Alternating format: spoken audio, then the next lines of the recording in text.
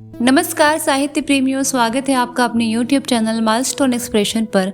मैं वैष्णवी लेकर के आई हूँ मन्नू भंडारी की कहानी। इसका नाम है एक कमज़ोर लड़की की कहानी। अगर आपको ये कहानी पसंद आए तो प्लीज़ वीडियो को लाइक, शेयर, सब्सक्राइब ज़रूर कीजिए। जैसे ही रूप ने सुना कि उसका स्कूल छुड़वा दिया जाएगा, वह मचल पड़ी।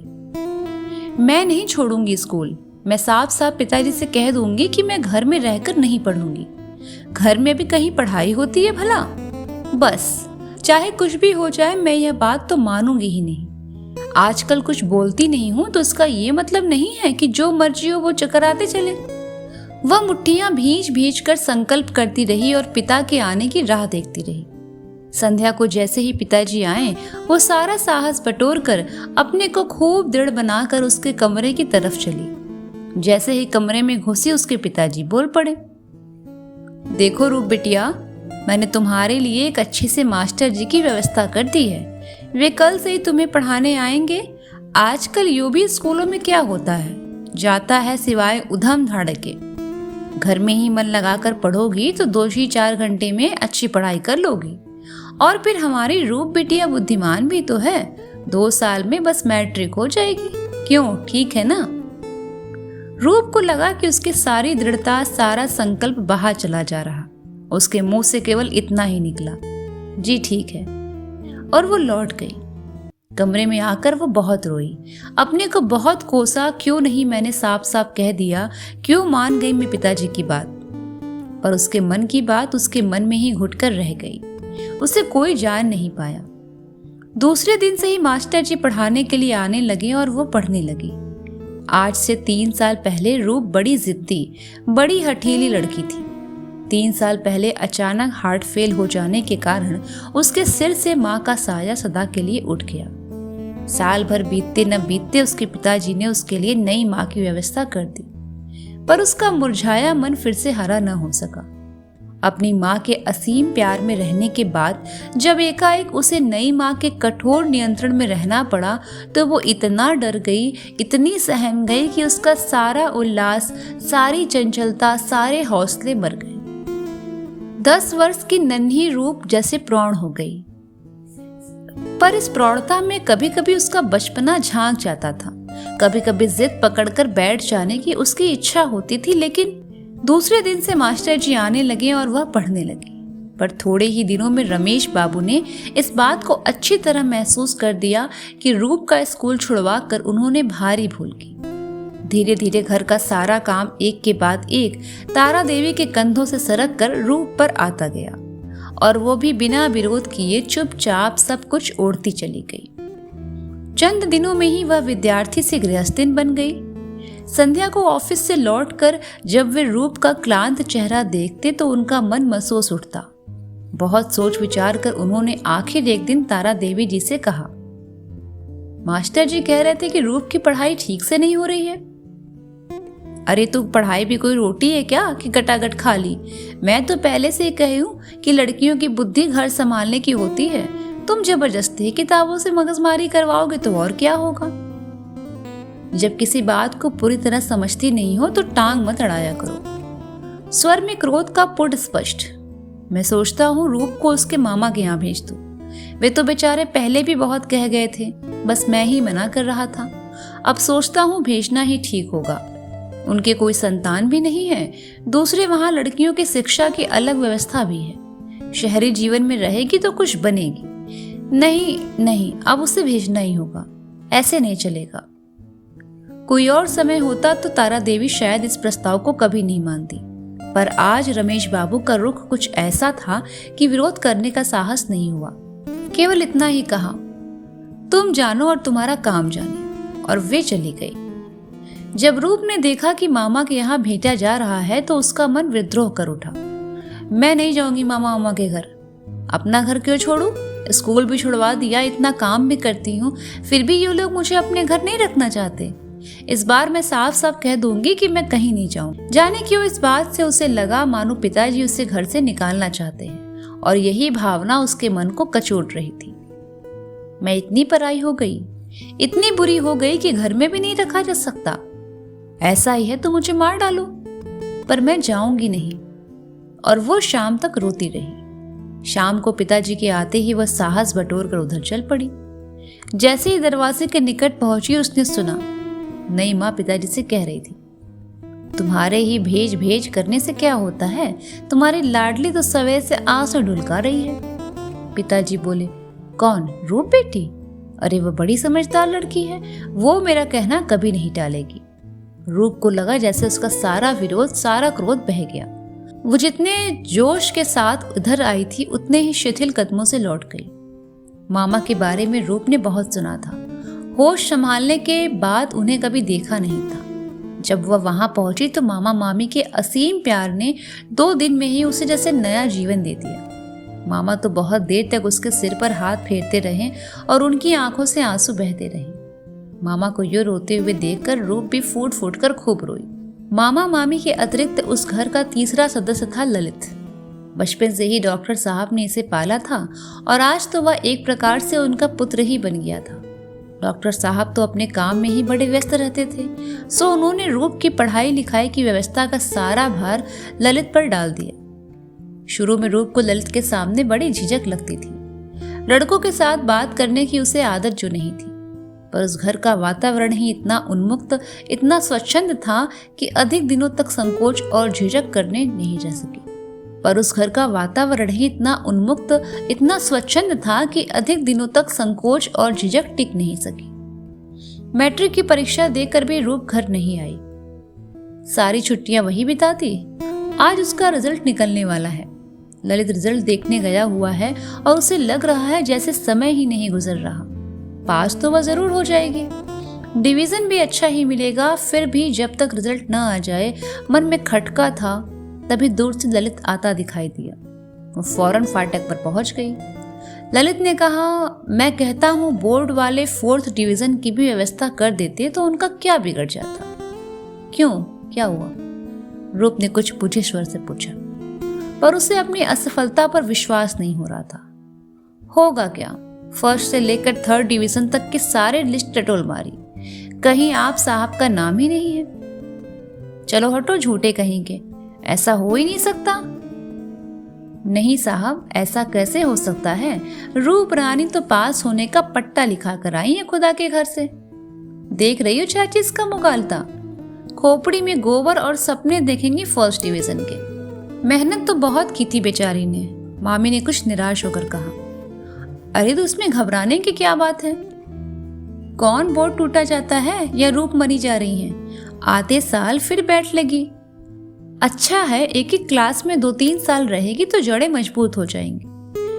मैं मान ही नहीं सकती कि मैं फेल हो गई। तुम झूठे चिढ़ा रहे हो। मुझे अपनी आंखों से दिखा कर लाओ तो मैं मानूं। नहीं मानती तो जाकर देखा, यहाँ तेरे नौकर लगे हैं ना जो 10 बार जाकर चक्कर फिरते रहेंगे। तभी डॉक्टर साहब की कार आती दिखाई पड़ी। गाड़ी से उतरते ही उन्होंने पूछा, क्या रहा रूप तुम्हारा रिजल्ट? रूप रोनी रोनी सी लग रही थी। मामी कुछ बोलने ही जा रही थी कि ललित बोल पड़ा, जी 1st डिवीजन में पास हो गई है। डॉक्टर साहब के सामने मजाक करने का उनका भी साहस न था। सुनते ही रूप ने आंखों ही आंखों में उसको डांटा। मामी बोल पड़ी, कैसा है रे तू भी, जब से बेचारी को छेड़ा है। डॉक्टर साहब रूप को खूब शाबाशी देकर उसकी पीठ थपथपाकर अंदर चले गए। जाते ही रूप ने ललित को लपेटना शुरू किया। बड़े आए 4 डिवीजन वाले, अपने जैसा कुड़मगज ही सबको समझ रखा है क्या? अच्छा, अब इतरा रही है, यह तो गनीमत समझ कि खून पसीना एक करके तेरे ऊसर दिमाग में भी थोड़ी अक्ल पैदा करती, वरना लुढ़कती ही नजर आती। तभी डॉक्टर साहब का बुलावा आया और दोनों अंदर चले गए। आज रूप कॉलेज में फॉर्म भरने जाने वाली थी। सवेरे से ही ललित उसे समझा रहा था कि कौन से विषय लेना उसके लिए सबसे कठिन रहेगा और कौन सा ठीक रहेगा, पर रूप है कि कुछ मानती ही नहीं। ललित झल्ला पड़ा, समझते कुछ है नहीं, किसी से सुन लिया और अपनी अपनी लगाए जा रही है। रूप भी बिगड़ पड़ी।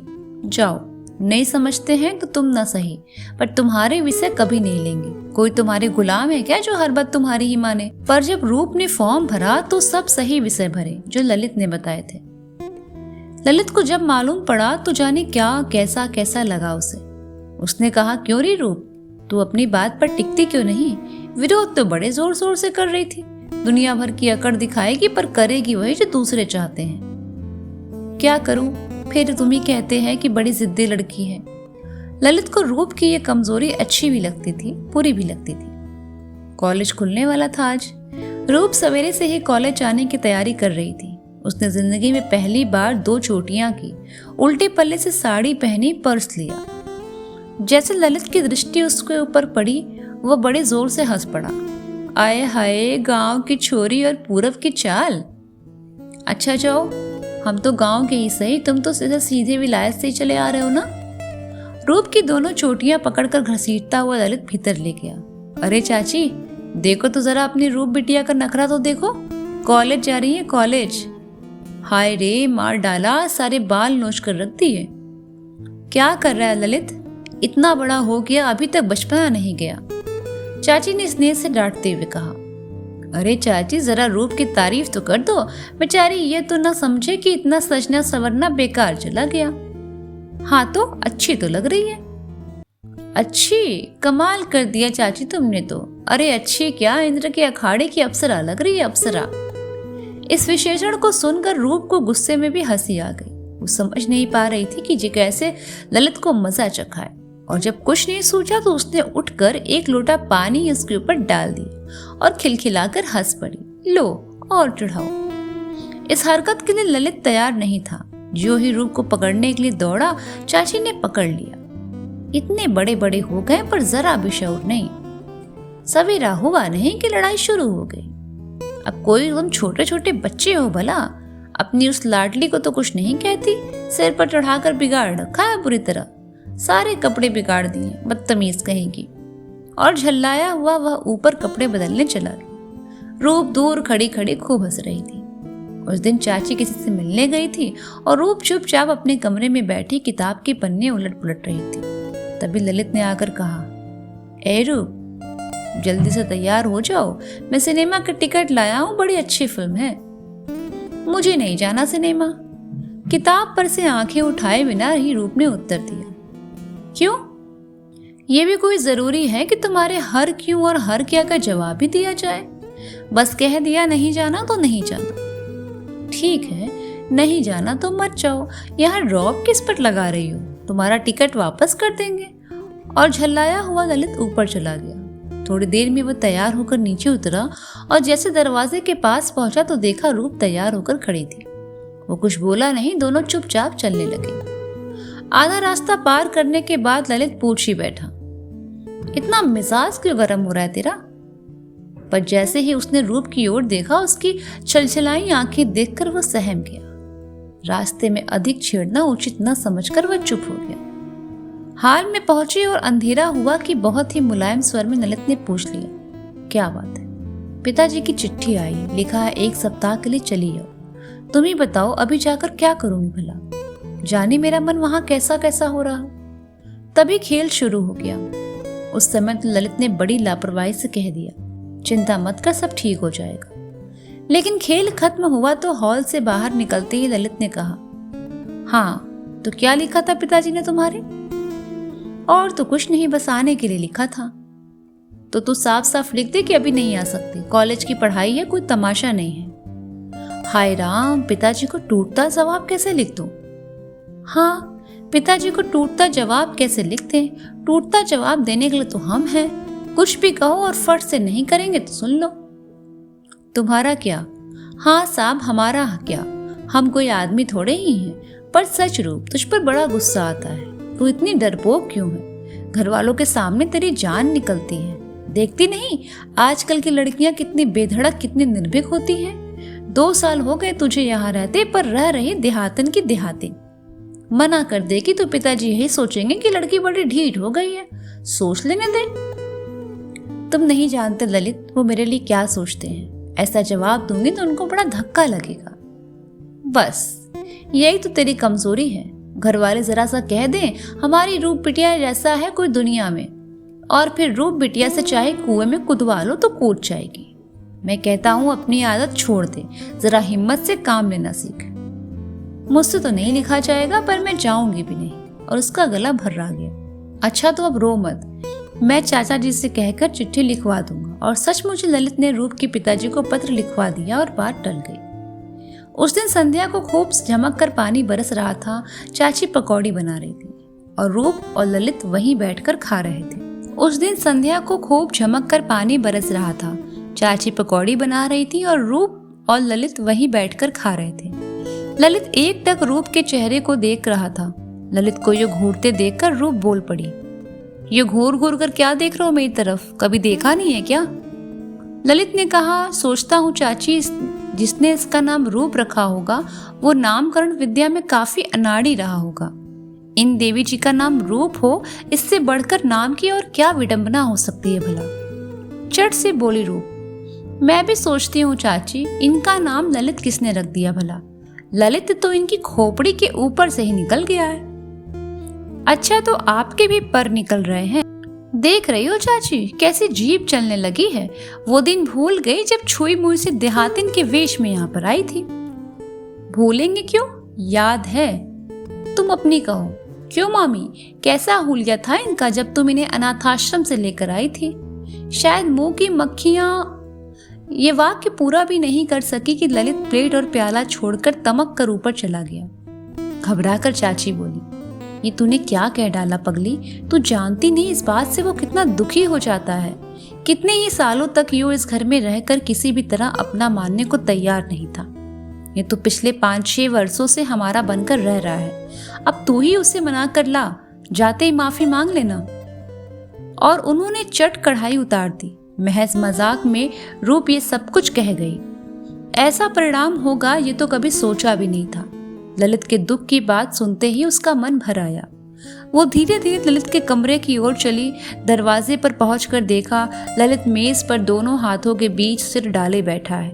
धीरे धीरे उसके पास पहुंची। बहुत ही मुलायम स्वर में बोली, मुझसे बहुत नाराज हो ललित? ललित चुप। तुम्हारे दिल को चोट पहुंचाने का मेरा जरा भी इरादा नहीं था, सच मानना। मैंने तो यूं ही मजाक में कह दिया था।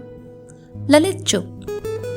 आगे से ऐसा नहीं होगा ललित, इस बार माफ कर दो। ललित चुप। एक बार भी माफ नहीं कर सकते ललित, मैं तो मर जाऊं। और एक गर्म बूंद ललित के हाथ पर चू पड़ी। लेकिन जाने कैसा पागलपन सा सवार हो गया कि ललित पर उस ओर ध्यान ही बिना दिए झटके से सिर उठाकर चीख उठा, जा जा चली जा। किसने रोक रखा है तुझे यहाँ पर? तू तो सनाथ है, क्यों माफी मांगने आई है एक अनाथ लड़के से?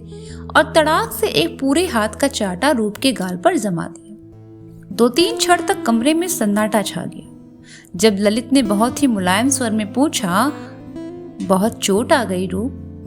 तू इस समय क्यों आई तू इस समय यहाँ? और उसकी अपनी आंखें भी डबडबा आई। रूप की आंखों से आंसू बहते जा रहे थे और ललित उसकी पीठ थपथपाता रहा, आंसू पोंछता रहा, पर बोला कुछ भी नहीं। 2-3 वर्ष बीत गए। इन 3 वर्षों में दोनों एक दूसरे के कितने निकट आ गए थे, इस बात का एहसास ही उन्हें उस दिन हुआ जब ललित के विदेश जाने की बात निश्चित हो गई। बड़े जोश के साथ सारा घर तैयारी में जुट गया। रूप तो सारा काम इस प्रकार कर रही थी मानो वह भी साथ जा रही है। सारी तैयारी हो गई। जाने की जब केवल दिन ही रह गए तो सांझ को ललित रूप के पास आ पहुंचा। आज उसका मन बड़ा उदास हो रहा था। रूप, बोलो। आज मन बड़ा भारी भारी हो रहा है। सोचता हूँ 3 दिन बाद ही से मैं यहाँ चला जाऊंगा और यहाँ का सब कुछ पीछे छूट जाएगा। कुछ रुक कर वह फिर से बोला, इन 3 सालों में तेरे साथ रहते रहते जिस चीज को महसूस नहीं कर पाया, आज इस विदाई बेला में जैसे वही पूरे वेग से मुझे मथे डाल रही है। पता नहीं तू भी ऐसा महसूस करती है या नहीं, पर सच रूप, मेरा तो रोम रोम आज तेरे वियोग की कल्पना से ही दुखी हो रहा है। मुझे तुमने क्या पत्थर समझ रखा ललित? जानते नहीं किस प्रकार मैं अपने को पत्थर बनाए बैठी हूँ। नहीं तो तुम डांटने लगोगे कि कैसे कमजोर लड़की है।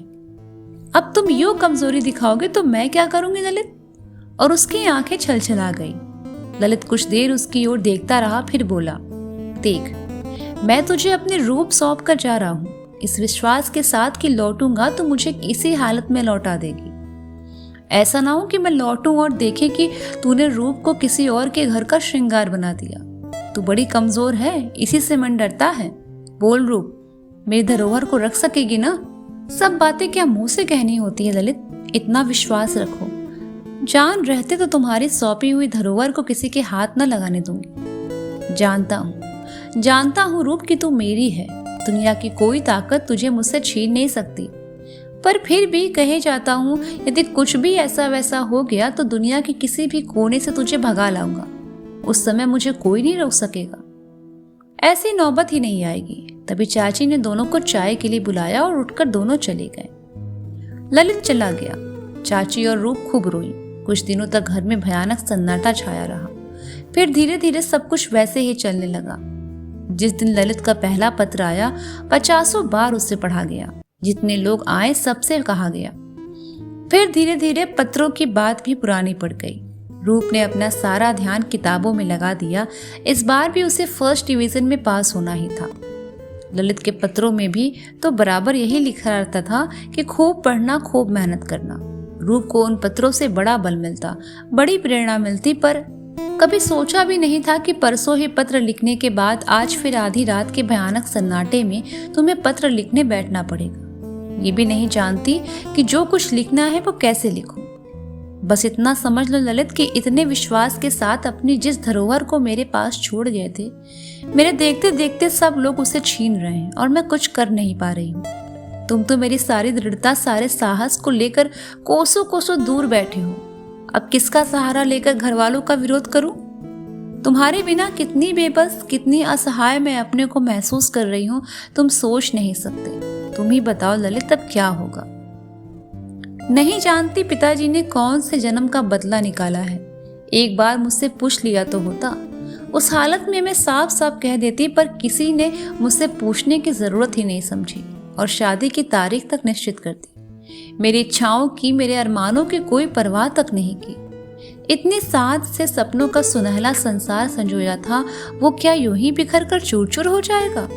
नहीं नहीं, ऐसा नहीं होने दूंगी। तुम कोई रास्ता बताओ, नहीं तो सच कहती हूँ मर जाऊंगी। मैं आत्महत्या कर लूंगी। अपने जीते जी इस अन्याय को नहीं होने दूंगी। जिंदगी भर घुट घुट कर मरने से फांसी का फंदा कहीं अच्छा है। बस एक ही गम मन को कचोट रहा है। तुम्हें पाने की कितनी साथ थी मन में, पर मन का चाहा क्या कभी पूरा होता है? अगले जन्म में विश्वास नहीं करती, पर यदि होता तो यही प्रार्थना कि इस जन्म की अधूरी साथ को पूरी कर देना ईश्वर। या तो समय रहते मुझे इस अन्याय से बचा लेना, या फिर जो कुछ भी कर गुजरूं उसके लिए क्षमा कर देना। अच्छा विदा, कौन जाने ये मेरी अंतिम विदाई हो। तुम्हारी ही। रूप, तुमने तो पत्र लिखने में बहुत देर कर दी ललित, बहुत देर कर दी। तुम्हारा पत्र मुझे उस समय मिला जब अग्नि को साक्षी देकर मैं सदा के लिए पराई हो चुकी थी।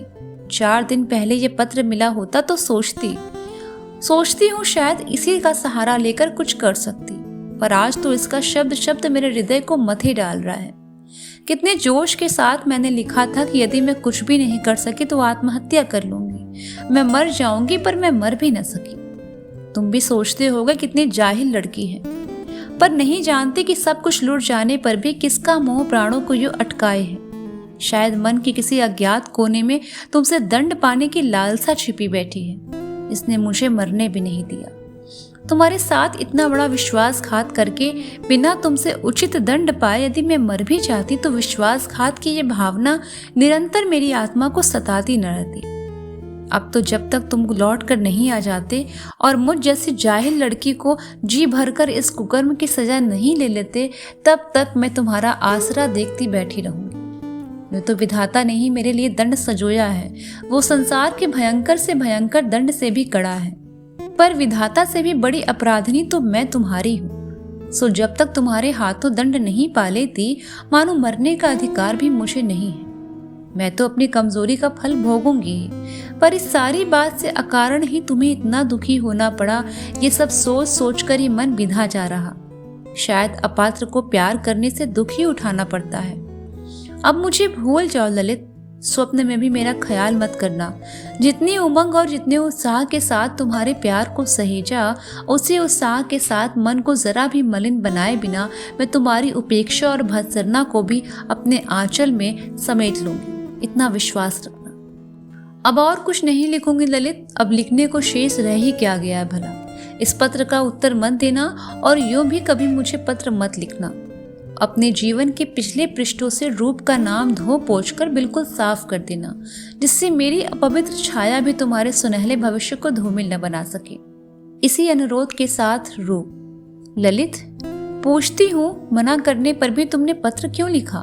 मेरे इतने अनुरोध को भी रख न सके? जानते हो मैं तो यूं ही बहुत कमजोर हूँ, फिर क्यों मेरी मिट्टी बिगाड़ने पर तुले हो?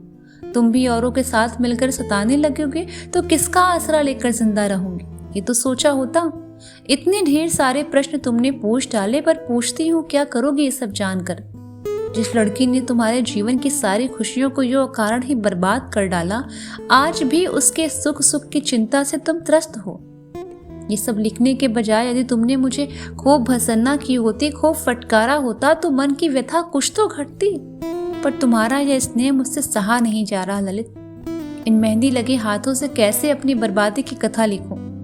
बस यही समझ लो, ये बहुत अच्छे हैं और मैं सुखी हूँ। एक छोटा सा शहर है और ये इसके नामी वकील हैं। काम में बहुत व्यस्त रहते हैं।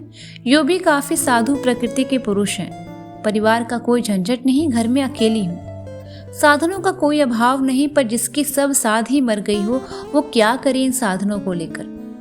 मेरे लिए बहुत सी पुस्तकें मंगा दी गई हैं, जिससे इस बड़े घर में अकेली रहकर भी मेरा मन लगा रहे।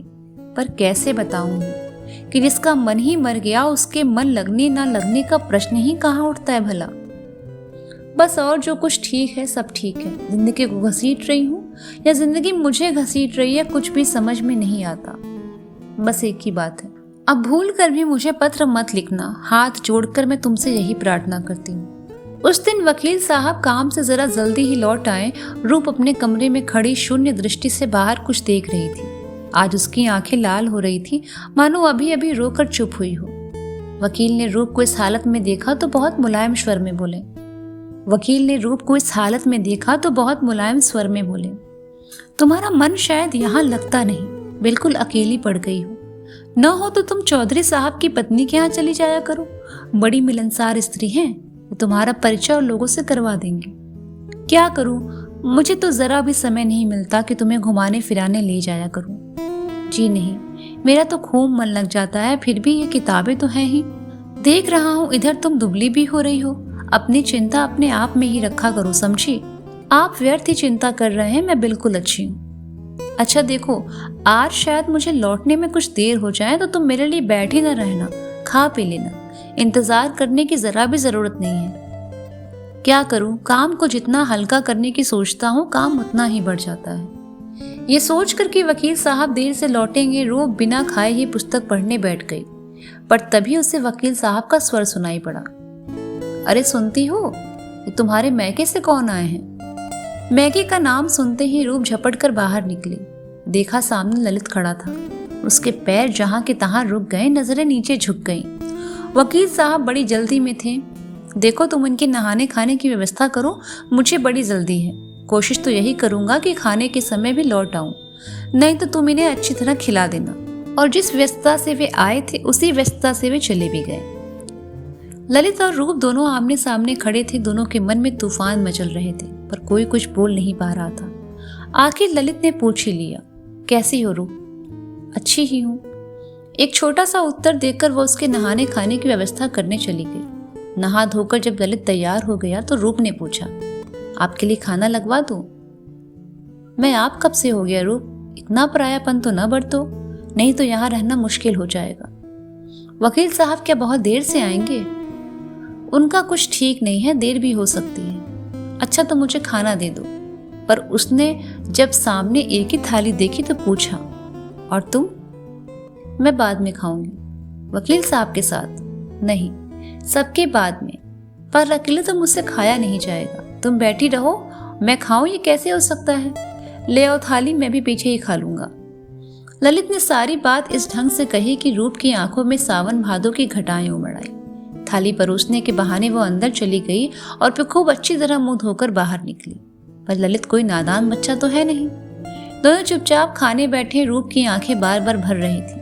आज सवेरे ही उपन्यास की घटना ने उसके हृदय के किसी कोमल स्थल को बुरी तरह कचोट डाला था और वो किसी प्रकार भी अपने पर काबू नहीं कर पा रही थी। उस पर ललित का आगमन, बिना कारण ही यो बार बार आंखें भर जाने की सफाई देते हुए रूप बोली, पता नहीं मेरी आंखें आजकल बड़ी खराब हो चली हैं। थोड़ी थोड़ी देर में पानी गिरने लगता है। जिस दिन जरा सा पढ़ लेती हूँ उस दिन तो हालत और भी खराब हो जाती है। ललित मुस्कुराया। आंखों के बारे में जो नवीन खोजें हुई हैं उसका तुम्हें पता है? एकाएक दिल पर चोट लगने से आंखों से पानी बहने लगता है। आंखों का सीधा संबंध हृदय से बताया गया है। मेरे आने से तुम्हारे हृदय को भी कहीं जिस आवेग को रूप इतने बड़े प्रयत्न से रोकी थी वह फूट फूट कर रो पड़ा। रूप झपट कर अंदर चली गई और ललित को लगा बड़ी बेमौके की बात कहती उसने। 2 दिन तक ललित ने देखा कि रूप जैसे उससे कन्नी काटती है। वकील साहब तो सवेरे से रात के 9 बजे तक बाहर रहते हैं। वो रूप से अनेक बातें कर सकता है पर वो आती ही नहीं। आखिर एक दिन उसने रूप को बुलाकर बैठा ही लिया। बड़ी व्यस्त रहती हो क्या? बात करने का समय नहीं निकाल सकती? नहीं तो, छोटा सा रूप का उत्तर था। वकील साहब तो बड़े व्यस्त रहते हैं, तुम आखिर सारा दिन करती क्या हो? घर का काम भी तो रहता होगा ना, आखिर बड़े वकील साहब की पत्नी जो ठहरी। एक बार रूप ने ललित की ओर देखा। उन बुझी बुझी आंखों की दृष्टि में जाने ऐसा क्या था कि ललित का कलेजा बिंद गया। फिर भी वो कहता ही गया, बड़े शानदार मकान में रहती हो, ढेर सारे नौकर चाकर, बड़ा सा बगीचा, फिर परिवार का कोई झंझट नहीं, बस लगता है ठाठ है तुम्हारे तो। दुनिया में एक तुम ही तो रह गए थे ताने सुनाने को, जी भरकर सुना लो। यदि इसी से तुम्हें तसल्ली मिलती हो तो फिर मैं सब कुछ सह लूंगी। और रूप फपक फपक कर रो पड़ी। ललित इसके लिए जरा भी तैयार नहीं था। रूप के आंसुओं में जैसे उसके मन का सारा आक्रोश बह गया। उसने बहुत ही स्नेह भरे शब्दों से कहा, अरे पगली, मैं तो मजाक कर रहा था, इसी में रो पड़ी। फिर एकाएक बहुत ही उदास स्वर में बोला, तुम्हारे हृदय को चोट पहुंचाकर मुझे आनंद मिलेगा, ऐसी बात ही तुम्हारे मन में क्यों आई? तुम्हें सुखी बनाने के उद्देश्य से ही तो मैं इंग्लैंड गया था। सोचा था उच्च शिक्षा पाकर अच्छी नौकरी पालूंगा और फिर तुम्हें रानी की तरह रखूंगा। तुम्हारी छोटी से छोटी इच्छा को पूरी करने में अपना सर्वस्व कुर्बान कर दूंगा, पर नहीं जानता था कि। बस करो ललित, क्यों मेरा खून जला रहे हो? ये सब बातें तो अब सपना हो गई है। अब तो मुझे तुम दंड दो। तुम्हारे साथ जैसा विश्वासघात किया उसकी सजा तुम्हारे हाथों से पाना चाहती हूँ। ललित खामोश बैठा रहा, रूप से सकती रही। तुम सुखी होती तो मैं अपने कलेजे पर पत्थर भी रख लेता। तुम्हारी हालत खराब देखकर तो मेरा मन मसोस उठता है। इस तरह सिसक सिसक कर कैसे तुम अपनी पूरी जिंदगी बिताओगी? बोलो तो जरा। मेरी किस्मत में रोना ही लिखा है। बचपन में माँ मर गई, तुम्हारा प्यार मिला तो वो भी छीन गया। तुम ही बताओ अब किस बात पर हंसूं? किस्मत विस्मत सब बेकार की बातें हैं। आदमी चाहे तो अपनी किस्मत को बदल सकता है। कुछ देर चुप रहकर ललित फिर बोला, मेरी बात मानो तो आज भी तुम सुखी रह सकती हो। जिन बीती बातों को तुम अपना सपना समझ रही हो वे आज सच भी हो सकते हैं। रूप की आंखों में प्रश्नवाचक चिन्ह साकार उठा। तुम मेरे साथ भाग चलो रूप, अभी कुछ नहीं बिगड़ा है। रूप की आंखें फटी की फटी रह गईं। तुम सुन रही हो मैं क्या कह रहा हूँ? मुझे नौकरी मिल गई है, मैंने मकान ले लिया है, बहुत बड़े मजे में रहेंगे हम सब। ये तुम क्या कह रहे हो ललित? जानते हो मेरी मांग में किसी और के सुहाग का सिंदूर है। अग्नि को साक्षी देकर मैं उनकी हो चुकी हूँ। ये सब बकवास बातें हैं, थोथी बातें हैं। जानती हो, जाते समय मैं कह गया था यदि कुछ भी हो गया तो मैं दुनिया के किसी भी कोने से भगा कर ले जाऊंगा। समझ लो मैं इसी उद्देश्य से यहाँ पर आया हूँ। मेरे पीछे जो जिसके मन में आया उसने किया। अब जो मेरी मर्जी होगी मैं करूंगा और तुमको मेरा साथ देना होगा रूप, देना ही होगा। आवेश से ललित का स्वर कांप उठा।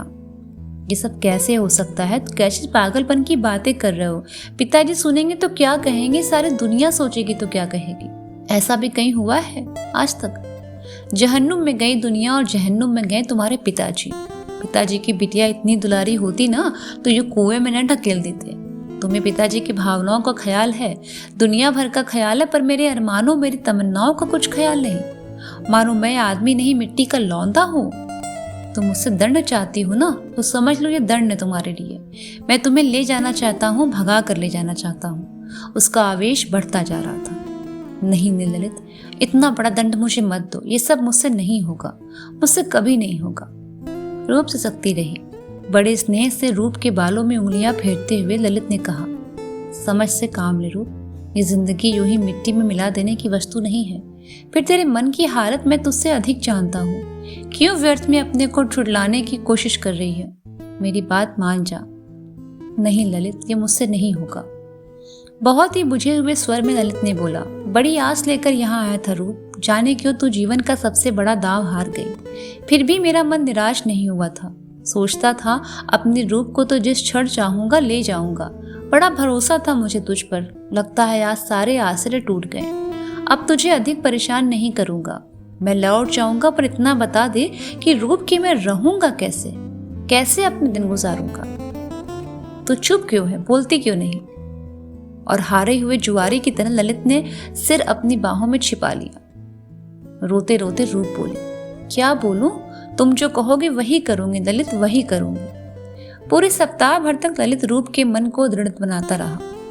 विदेश की स्त्रियों की स्वतंत्रता की बातें, तलाक, प्रेम और विवाह की बातें बताकर उसने पूरे तरह उसको समझा दिया कि जो कुछ करने जा रहे हैं वो किसी भी दृष्टि से अनुचित नहीं है।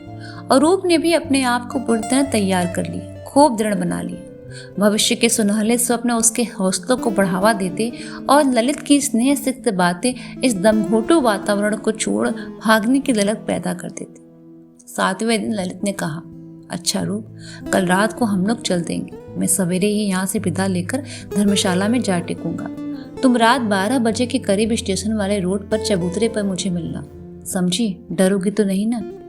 डरूंगी क्यों, सच कहती हूँ ललित, तुम सामने रहते हो तो न जाने कहाँ का जोर आ जाता है। तुम इंग्लैंड न गए होते तो आज इतनी बड़ी ट्रेजेडी होती ही न। तुम्हारे साथ तो मैं दुनिया की बड़ी से बड़ी ताकत से भी लड़ सकती हूँ। जाने तुम्हारी सूरत में ऐसी कौन सी प्रेरक शक्ति है। अच्छा, बड़ी बड़ी बातें न बना। अब तू कुछ भी कह, मेरा मन न जाने क्यों तुझे लेकर अभी भी आश्वस्त नहीं है। तू बड़ी कमजोर है। नहीं ललित, तुमसे दूर रहकर ही मैं कमजोर रहती हूँ। डरो मत, एक बार कमजोरी का फल भुगत चुकी हूँ। उससे जन्म भर के लिए सबक मिल गया है। और सच पूछो तो जिस बात को मैं पहले स्वयं नहीं जानती थी, अब जान पाई हूँ। लिखने को मैंने चाहे तुम्हें लिख लिए हो। तुमसे दंड पाने की प्रतीक्षा में बैठी रहूंगी, पर सच पूछो तो मन में कोई और ही साथ थी। जाने क्यों अनजाने ही मेरा मन यह आशा लगाए बैठा था कि तुम्हारे आते ही जैसे मेरे मन के सारे दुख दूर हो जाएंगे। तुम मुझे इन झूठे बंधनों से मुक्ति दिला दोगे। सोचती हूँ यदि तुम आकर यूं ही चले जाते तो मेरे जीवन की सबसे बड़ी निराशा होती, सबसे बड़ा आघात होता। तो अब डरेगी नहीं ना?